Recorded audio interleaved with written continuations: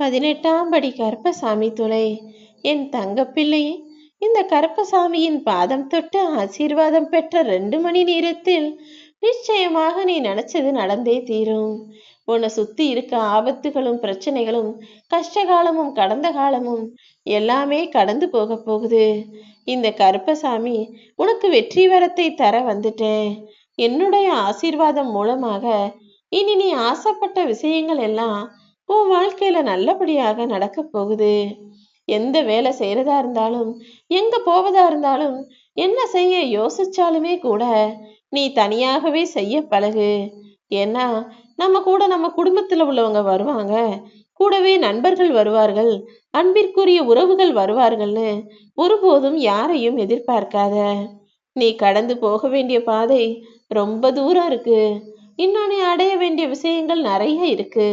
பெற வேண்டிய சந்தோஷமும் அடைய வேண்டிய மகிழ்ச்சியும் வெற்றியும் நிறைய இருக்கும்போது நீ யாரையும் யாருக்காகவும் எதிர்பார்த்து காத்துக்கிட்டு இருக்காம உனக்கான வேலைய உடனே செய்ய ஆரம்பிச்சிடு என் செல்லமே. உன்னை கீழே தள்ளி விட்டு என்னால ஜெயிக்க முடியும்னு ஒருத்தன் முயற்சி செஞ்சானா, அவன் உன்னை கீழே தள்ளிவிட முயற்சி செய்யும் போது முடிஞ்ச அளவுக்கு தாக்கு பிடிச்சு நிக்க பாரு. அதையும் தாண்டி அடுத்தவன் உன்னை கீழே தள்ளிட்டானா, அடுத்த நொடியே மறுபடியும் தைரியமாக எழுந்து நின்னு நீ என்னை தள்ளிவிட்டு வலிமையானவன்னு நிரூபிக்க பார்த்த. ஆனா நான் எழுந்து நின்று உன்னை விட வலிமையானவன்னு நிரூபிச்சிட்டேன்னு வாழ்க்கையவே ஜெயித்து காட்டிவிடு என் தங்கமே. உன்னை தள்ளிவிட்டவனுக்கு தெரியாது, உன் கூட இருக்கிறது உன் அப்பா கருப்பசாமி நான்னு. நீ கவலைகளை விட்டுரு. இனி நீ நல்லபடியா வாழ்க்கையில வெற்றி பெறுவதற்கு என் துணை எப்போதும் உனக்கு இருக்கும். ஏன்னா நீ யாருக்குமே சளைத்தவன் கிடையாது. அறிவிலும் திறமையிலும் உனக்கான சாதுரியம்ங்கிறது தனித்துவம் பெற்றது.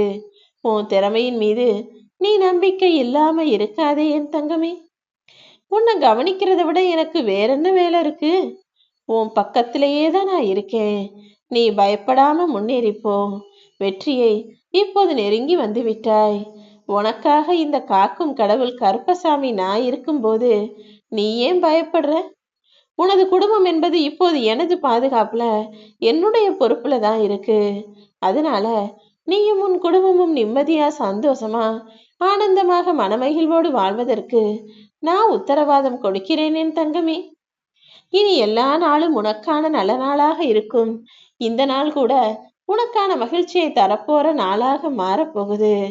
ஒரு சில விஷயங்கள்ல மனிதர்களை அழிவதற்கும் அழிப்பதற்கும் காரணமாக இருப்பது மது மாது சூதுன்னு கேள்விப்பட்டிருப்ப. ஆனா மனிதனை நாசமாக்குறதுல மது மாது சூதை விட மிக மோசமான கெட்ட பழக்கம் சோம்பலும் அலட்சியமும் பொறாமையும் பேராசையும் அகங்காரமும் பயமும் வீண் பேச்சும் எதிர்மறை குணம் கொண்ட மனிதர்களின் நட்பும் போலி கௌரவம் தான். இது எதையுமே உனக்குள்ள அனுமதிக்காத. சோம்பலோ சோம்பேறித்தனமோ வரும்போது இல்ல நான் செய்ய வேண்டிய வேலை நிறைய இருக்கு, நான் வாழ வேண்டிய வாழ்க்கை நிறைய இருக்கு, என்னாலதான் என் குடும்பம் முன்னுக்கு வரப்போகுது, நான் நல்லதையே செய்வேன்னு சோம்பலை தூக்கி போட்டுட்டு எல்லா விஷயங்களிலும் கவனமாக இரு. எதிலுமே அலட்சியமாக இருக்காதே என் தங்கமே. யாருடைய வாழ்க்கையை பார்த்தோம் அது எனக்கு வேணும்னு அடுத்ததை பார்த்து பொறாமைப்படுவதோ பேராசைப்படுவதோ இருக்கக்கூடாது. உன் மனசுக்குள்ள ஆணவமோ அகங்காரமோ பயமோ சிறிதும் இல்லாமல் எல்லாத்தையுமே தைரியமா துணிச்சலாக செய்யக்கூடிய ஆளாக இரு. வீண் பேச்சு பேசாதே. அதே போல எதிர்மறை குணம் கொண்ட மனிதர்களிடமும் நீ நட்பு வச்சுக்காத. போலி கௌரவமும் உனக்குள் வேண்டாம் என் செல்லமே. உன் மனசுக்கு எது சரின்னு படுதோ அதை செய்யணுமே தவிர நம்ம இதை செஞ்சா அவங்க பார்த்து சந்தோஷப்படுவாங்க, அடுத்தவங்க கண்ணு முன்னால நம்ம பெருமையா இருக்கணும்னு போலி கௌரவத்துக்காக எதையும் செய்ய வேண்டாம். உனக்கு பிடிச்சது எதுவா இருந்தாலும் செய்யு. உன் வாழ்க்கையில நீ நல்லா வாழணும், நிம்மதியா வாழணும், சந்தோஷமா வாழணும், தலை நிமிர்ந்து வாழணும்ன்றதுதான் என்னுடைய ஆசை. உன் கடந்த காலத்தை பத்தியோ இப்போது இருக்கிற உன்னுடைய இந்த நிலைமையை பத்தியோ நீ கவலைப்பட வேணாம். காலம் மாறும், எல்லாத்தையுமே நானும் மாத்துவேன். உனக்கு நிழலாக உன் அப்பா கருப்பசாமி நான் எப்போதும் இருப்பேன் என் செல்லமே. எப்பவுமே எந்த விஷயத்தையும் எந்த வேலையையும் செய்வதற்கு முன்பாக நமக்கு இன்னும் நேரம் இருக்குதுன்ற அலட்சியம் மட்டும் வேணாம். எப்போ நமக்கு நேரம் இருக்குன்னு நினைக்கிறியோ அப்போதே பிரச்சனைகள் வர ஆரம்பிச்சிடும். எப்போதும் எந்த விஷயத்தையும் எந்த காரியத்தையும் யோசிச்ச உடனே செய்ய ஆரம்பிச்சிரு. உன் மேல ஒரு சிலர் நம்பிக்கையோட இருப்பாங்க. அப்படி உன்னை முழுமையாக நம்புபவர்களை ஒருபோதும் ஏமாற்றிடாதே என் செல்லமே. ஒரு சிலர் நினைக்கிறாங்க, அடுத்தவங்களை ஏமாத்தி நம்ம காசு சம்பாதிச்சிட்டோம், அடுத்தவங்களை ஏமாத்தி நம்ம நல்லா வாழ்ந்துகிட்டு இருக்கோம், இது என்னுடைய பேச்சு திறமை, இது என்னுடைய சாமர்த்தியம்னு. அடுத்தவரை ஏமாற்றுவதெல்லாம் ஒரு திறமையா? அதெல்லாம் ஒரு சாதுரியமா? நிச்சயமா நீ செஞ்சது துரோகம் மட்டும்தான். ஒருபோதும் அடுத்தவர்களை ஏமாற்றும் பழக்கம் என் பிள்ளைகளுக்கு இருக்கவே கூடாது. சில சமயங்கள் நீ நினைச்சது போல இல்லாமல் இருக்கலாம். நீ நினைச்ச விஷயம் நடக்காமல் போகலாம்.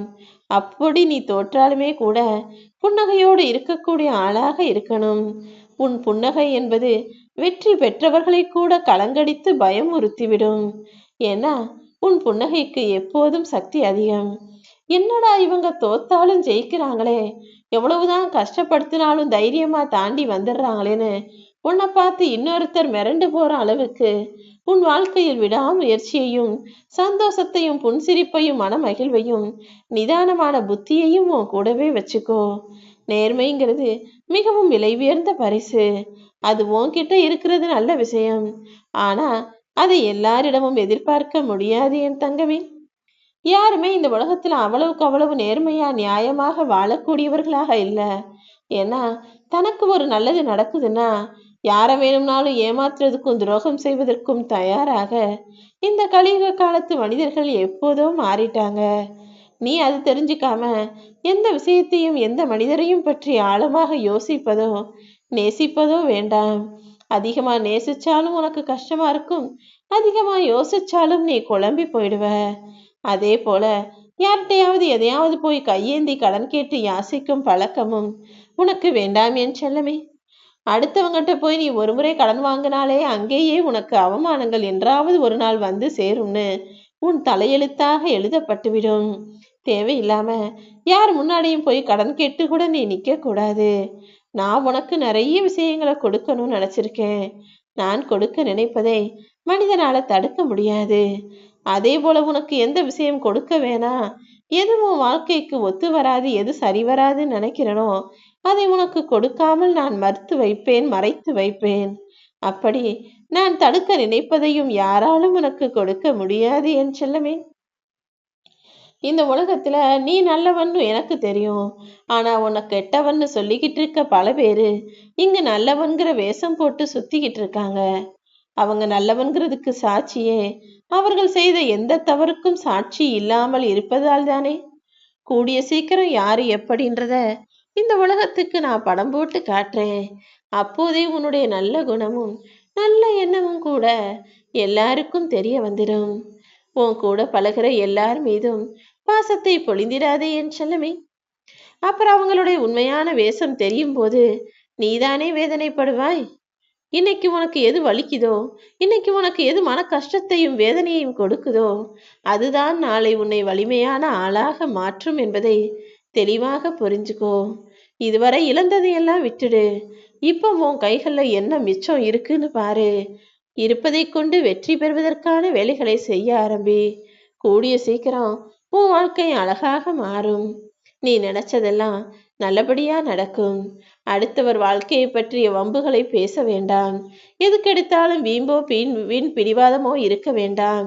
நல்லதையே நான் உனக்கு நல்லதை மட்டுமே செய்வேன்.